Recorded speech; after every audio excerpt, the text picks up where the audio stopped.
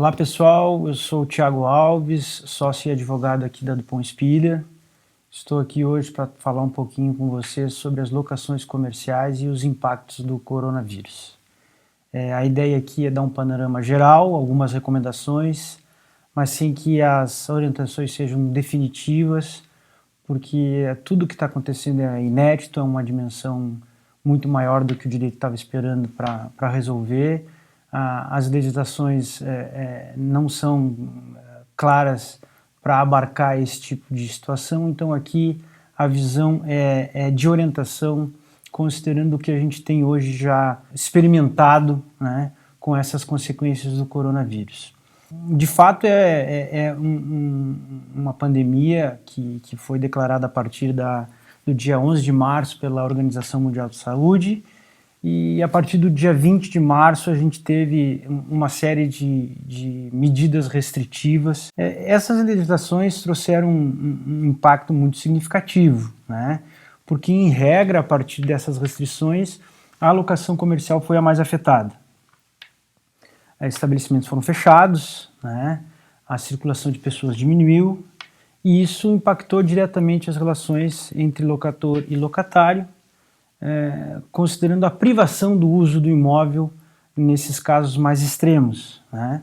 É inegável, né, que o locatário, na medida em que há o fechamento do estabelecimento, diminui a faculdade de uso daquele bem e a possibilidade de explorar aquele bem e ter um retorno econômico advindo dessa locação. O que a gente pode aqui trazer são orientações gerais de medidas que os locatários podem tomar a partir desse engessamento do uso do imóvel e a diminuição da capacidade de pagamento dos aluguéis e os demais encargos. Bom, antes de a gente tratar dos remédios existentes, digamos assim, a gente teria que falar um pouquinho de uma relação mais abrangente contratual, né? A estrutura da legislação brasileira, como na maioria dos países do mundo, diz respeito à preservação dos contratos, né? O princípio que se tem na relação contratual é da manutenção dos contratos independentemente das agruras que eventualmente venham a se sofrer no curso da execução dos contratos. O que eu quero dizer com isso? É que o direito tem aquele princípio que diz: contratos são feitos para serem cumpridos, né?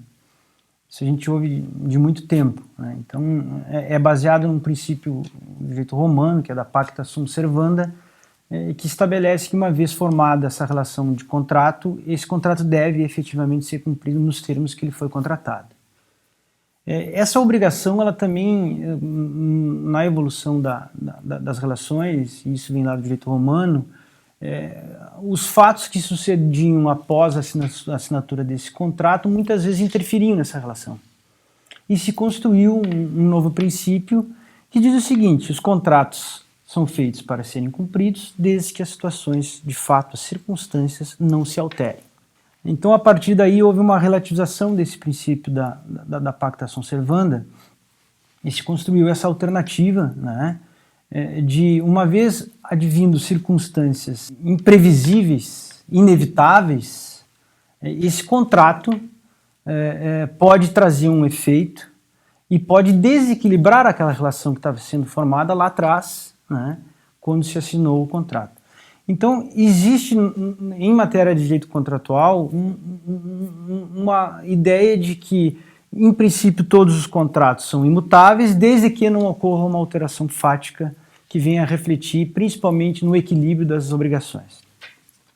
Então, a partir disso, se construiu também uma ideia de que a revisão dos contratos, a alteração dos contratos é algo excepcional. Recentemente, a própria lei publicada da liberdade econômica pelo presidente Bolsonaro dá esse caráter também da excepcionalidade da revisão dos contratos. É óbvio que nós temos contratos que têm um desequilíbrio já por força da diferença entre as partes, principalmente nas relações de consumo. Isso sempre tem um tratamento diferenciado. Mas hoje aqui a gente está falando, tendo como base os contratos que a gente chama de paritários, partes iguais, não há lá um mais fraco que o outro, né? E isso é importante a gente diferenciar porque as relações de consumo têm um tratamento diferenciado. Hoje nós estamos fazendo uma reflexão para o direito dos contratos empresariais, né? Entre eles o contrato de locação também, que pode ser considerado um contrato empresarial do ponto de vista da locação comercial. Bom, então, partindo da premissa que o contrato deve ser cumprido e que somente circunstâncias de fato inéditas, excepcionais, imprevisíveis e inevitáveis possam alterar esse contrato, é que entra a reflexão que nós temos que fazer aqui dos efeitos do coronavírus, do Covid-19, nas relações contratuais comerciais. É inegável que isso afeta e que desequilibra essa relação. Ora, um locatário que tem lá o seu ponto comercial, né, está lá exercendo sua atividade econômica, na medida em que ele é impedido de abrir o seu estabelecimento, por certo isso causa um impacto direto. Haverá, sem dúvida nenhuma, com algumas exceções, que a gente pode até tratar depois, uma diminuição da atividade econômica, uma diminuição do faturamento, né? Isso traz, então, dentro da questão da manutenção do contrato, um abalo. É óbvio que o fechamento de um estabelecimento comercial, em virtude das legislações que foram expedidas, os decretos, sejam eles estaduais e municipais, impactam na relação econômica e causam um desequilíbrio contratual. Na medida que eu estava explorando meu imóvel regularmente, exercendo a minha atividade econômica, quando há um fechamento, eu deixo, né, de ter o meu faturamento, e isso traz a possibilidade de eu alterar as bases contratuais. E de que forma eu faço isso? O locatário ele tem que entender que o simples fato de existir a pandemia não lhe dá direito de não pagar o aluguel ou automaticamente pedir uma revisão, uma alteração. O que a gente tem que analisar é caso a caso. Eu trago para vocês a diferença entre um estabelecimento que pode continuar exercendo a sua atividade econômica através de uma teleentrega. Outro não. É inegável que eles sofrem impactos diferentes. As farmácias, por exemplo, continuaram exercendo sua atividade e talvez até em grau elevado de movimento, né? Então, cada caso é um caso. A partir da existência de um prejuízo, de um dano decorrente dessa pandemia, é que nasce o direito do locatário de se valer desses remédios para amenizar a sua situação. Bom, partindo da premissa de que esse locatário teve um impacto efetivo do coronavírus, ele tem duas opções. Ou ele resolve o contrato, que a gente chama tecnicamente que nada mais é que a extinção ou encerramento do contrato, ou ele revisa as bases do contrato. Isso, na verdade, é uma escolha do locatário, mas que os efeitos dessa decisão têm que ser medidos porque cada uma delas é uma circunstância e pode ter um desdobramento diferenciado para cada locatário. O que eu quero dizer com isso? É a obrigação do locatário, para utilizar de um desses remédios, procurar o locador, comunicar ao locador e fazer prova desses impactos. Ele tem que demonstrar que houve uma diminuição do seu faturamento. Ele tem que estar em dia com a sua locação até o evento que causou todo o prejuízo. Ele tem que, de fato, sofrer um impacto que traga uma onerosidade excessiva. E o que é essa onerosidade excessiva que a lei traz?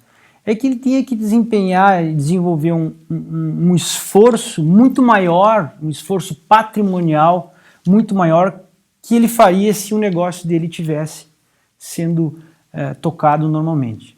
Então, esses são alguns dos requisitos para que ele chegue até o locador e diga: eu sofri os impactos, eu tive uma baixa de faturamento, eu estava em dia até então, esse impacto me trouxe um desequilíbrio, eu tenho que fazer um esforço muito grande para cumprir o contrato contigo, eu não tenho como pagar o mesmo valor do aluguel nesse momento, ou eu quero uma postergação, eu quero uma solução de consenso com o locador, obviamente, para que se resolvam, se utilizem do momento atual que está se vivendo para preservar as relações contratuais. Isso é muito importante a gente falar, que sem dúvida nenhuma, dentre a manutenção do contrato ou a sua extinção, o seu término, né, é muito melhor para ambas as partes a manutenção do contrato. Né?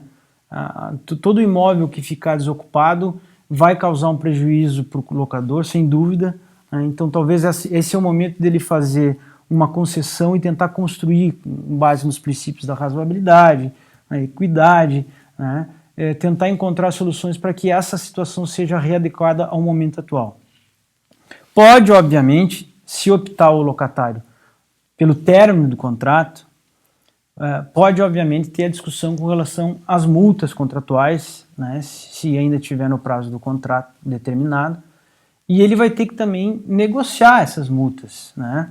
Pode, eventualmente, no momento da rescisão do contrato, do término do contrato, ele está em dívida pós-pandemia. Né? Como é que fica a multa, os juros? Eventual cobrança de honorários que já estejam sendo feitas em detrimento desse locatário. Obviamente que a gente tem que considerar a pandemia também para esses efeitos do atraso. Né? A própria legislação dá a guarida ao locatário, porque em momentos de pandemia, que a gente pode, aí sim, para fins de afastar a responsabilidade do locatário pelas perdas e danos, pelos prejuízos decorrentes desse não pagamento de aluguel, aí sim teríamos uma discussão quanto à incidência do caso fortuito e força maior, que muito se ouve falar nesse momento de pandemia.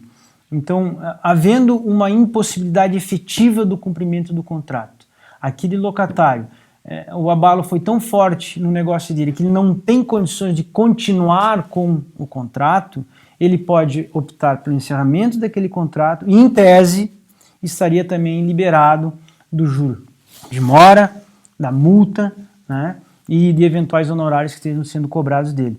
Porque no período, né, da pandemia, esse é um fato excepcional, imprevisível, ele não podia evitar, ele não teve a condição de fazer o pagamento, então esses prejuízos não foram causados, esses prejuízos causados ao locador não foram por culpa do locatário. Né? Ele estava em dia até então e aquela circunstância que veio decorrente da pandemia que causou a incapacidade de pagamento dele. De qualquer forma, a gente sempre insiste que o que a gente tem aqui para falar para vocês é que não se tem uma aplicação em abstrato da lei. Cada caso tem que ser analisado o contrato, as circunstâncias do negócio, para aí sim construir as soluções jurídicas.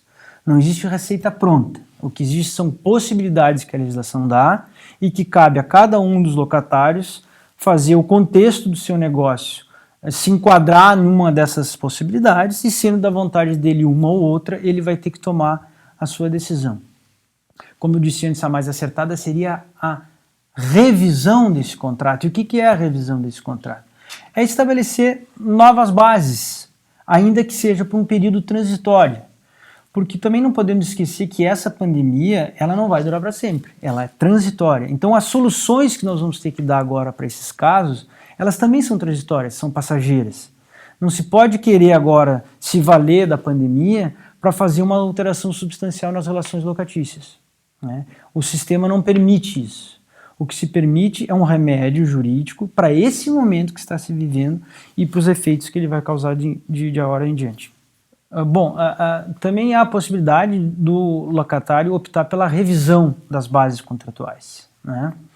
E muito me pergunto, mas quais são as condições? Não existe uma receita também para isso. E a gente tem alguns critérios que a gente utiliza para tentar encontrar um caminho para isso tudo. Né? O primeiro critério eu acho que é da queda do faturamento. Quanto a pandemia impactou no faturamento desse locatário? Né? Porque pode ser que em determinado momento se tenham circunstâncias que a queda do faturamento não seja tão importante em relação à diminuição que a eventual locação venha a sofrer, considerando a capacidade do locador. Porque nessa pandemia muito se fala do locatário, mas tem que enxergar o lado do locador também. Né? Uma coisa é quando o locador é um grupo econômico, né? É um shopping center. Outra coisa é quando é um aposentado que tem um imóvel que é a fonte de renda dele. Qual é a condição desse locador também de suportar essa diminuição desse aluguel, né? Quanto ele pode esperar para receber esses aluguéis que eventualmente se acordem, que não sejam pagos agora nesse momento, até que o locatário recupere sua saúde financeira. Então, a capacidade do locador, né, a queda do faturamento, o ramo da atividade, são critérios que devem ser considerados para se estabelecer um novo valor desse locativo pelo período da pandemia, ou a manutenção desse locativo com a postergação de pagamento, né? Isso é uma das possibilidades. Tudo isso depende de uma análise das duas partes, estabelecer um critério de equidade e se formalizar um aditivo contratual. Isso é muito importante também, que nesse momento seja feito algo mais formal, porque essa formalidade vai dar uma segurança jurídica importante nesse momento de insegurança jurídica que a gente vive em decorrência da falta de rumo que as pessoas estão tendo para dar solução para os seus negócios. Então, o que fica para a gente encerrar a nossa conversa de hoje é o seguinte: cada caso é um caso, a orientação que a gente dá é de negociação, é hora do perde-perde, né? Não tem ganha-ganha, perde-perde. Todos saem perdendo com essa pandemia, então exercer o seu direito nos limites do bom senso, né? Do equilíbrio das relações, fazer um esforço para que esse contrato seja mantido, isso vai ser bom para o locador, vai ser bom para o locatário, né? As soluções são muito simples do ponto de vista operacionais, mas tem que ser muito bem construídas, né? Para que isso fique de bom tamanho para ambas as partes. E também eu queria trazer para vocês a possibilidade de um decreto, ou melhor, um projeto de lei que já foi aprovado no Senado, que é o projeto de lei 1179 de 2020, mas que ele não trata só das locações, e eu vou trazer aqui pelo menos só algumas coisinhas que eu acho que é importante a gente conversar. Uma das coisas que ele traz é a suspensão das hipóteses de despejos liminares, isso tanto na locação comercial quanto na residencial, né?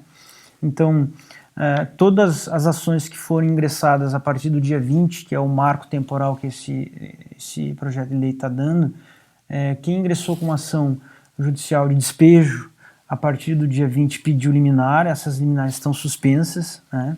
Então, até o final da pandemia, a lei está trazendo uma data que é outubro, né?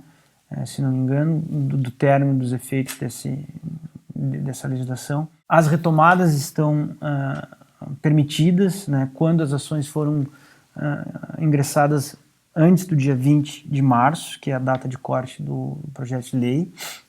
Então, nos casos de extinção de contrato de trabalho, nos casos de uso próprio, né, nos casos de descumprimento de acordo e necessidade de demolição do imóvel, essas retomadas, uma vez sendo propostas ações antes do dia 20, vão ser efetivadas do ponto de vista legal, né, salvo as impossibilidades dos próprios oficiais de justiça que a gente vai ter agora, porque a gente tem a percepção que despejo nenhum vai acontecer em razão da pandemia, né? Obviamente os oficiais de justiça também vão ser afetados por isso, o contato com as pessoas está sendo evitado, então muito provável que não se tenha condições de se implementar essa medida de fato, né? Uma coisa é o juiz deferir a medida, outra coisa é ser implementada com a expedição do mandado de despejo, o oficial de justiça ir até o imóvel e despejar. Há também nesse projeto um empoderamento do síndico, né? Que está autorizado a restringir fortemente as áreas comuns, né? E havia também um artigo que tratava, por lei, né, a lei determinaria a postergação do pagamento dos aluguéis residenciais. Isso foi retirado do projeto, há uma expectativa que volte em outro momento, mas do projeto 1179 estaria de fora nesse momento. Então é isso, pessoal. Hoje aqui era só para dar essa visão mais ampla do que está acontecendo, né?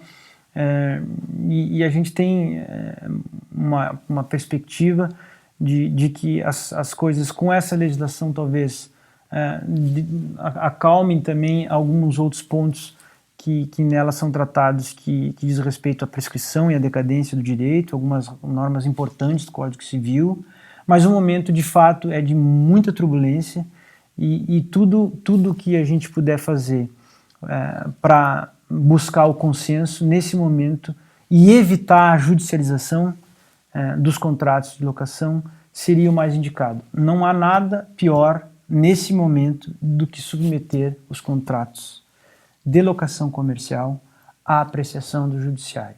É hora de negociar. Obrigado, pessoal.